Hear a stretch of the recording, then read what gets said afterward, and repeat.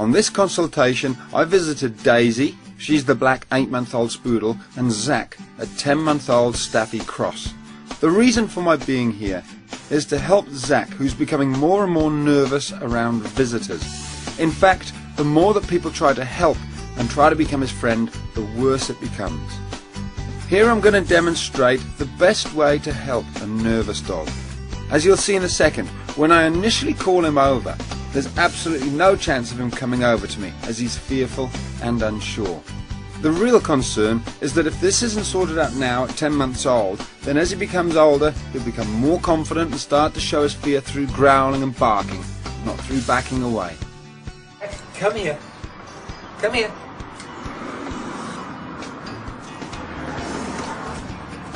So Zack now just won't come near me, which is fair enough. That's his choice. But what we're going to do is basically turn it around so that when he comes over to me on his terms, I'm going to ignore him. So I've totally ignored Zack for a while, who's wandered around at a distance, eyeing me up and down, and then he's actually walked over of his own accord and collapsed by my feet. And that's only happened because I've ignored him and put no pressure on him.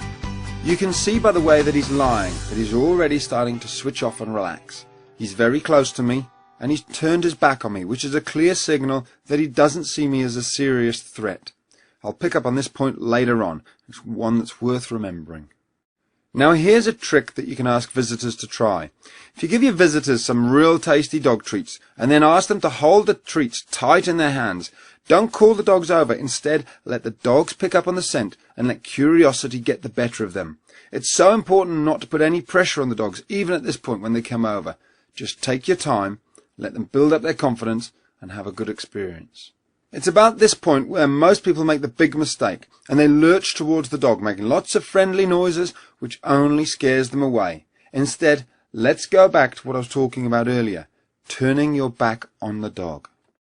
You see, if you want to show a dog that you're not a threat, the secret is to turn your back on them. In fact, what you're going to see here is Zack is actually going to try to get my attention when I do exactly that. He's realizing that I'm absolutely no threat at all. By avoiding eye contact and turning away, I'm showing him through my body language, a language that dogs use, that there's nothing to worry about. So turning your back on the dog like this is massively powerful for increasing his confidence, as opposed to looking at him and going up to him and directly putting your hand into his head area. In the wild, when dogs meet, if they're threatening another dog, they'll face them front on and stare directly at them. If they're no threat, then they don't stare at them and will often turn sideways, something that we should replicate as best we can with fearful dogs. And when you put this groundwork in place, give the dog a little bit of time, you get the result. And there it is. We just catch it on camera. Little Zack coming up to me, and you can see again, I still don't move towards him or stare at him or even speak to him. He's still nervous. Here you can see him submissively lick my hand, almost a sign of, I think you're okay. What I'm going to do here is another technique that I call the stick trick. All I'm going to do is again turn my back on him and pretend that I'm more interested in the stick on the ground. You can see the curiosity in his face. He's fascinated with what I'm looking at.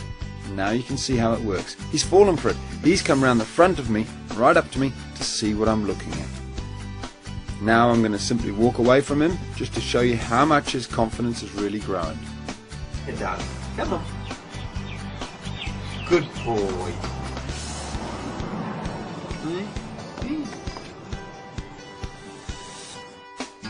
And now when he comes up to me after I've called him, that's the time to give him all that loving affection that he so rightly deserves. With nervous or fearful dogs, you do have to give them time, but that foundation that you build is absolutely invaluable. When visitors come over, ask them to ignore the dog, even when your dog starts to gain confidence and walks up to them. Wait until they become really confident, and then try calling the dog over with a few treats in your hand. As Zack is demonstrating here, giving your dogs that time allows them to build vital trust and confidence, so don't rush it, because with the right messages, they can become the dogs that you've always dreamed of.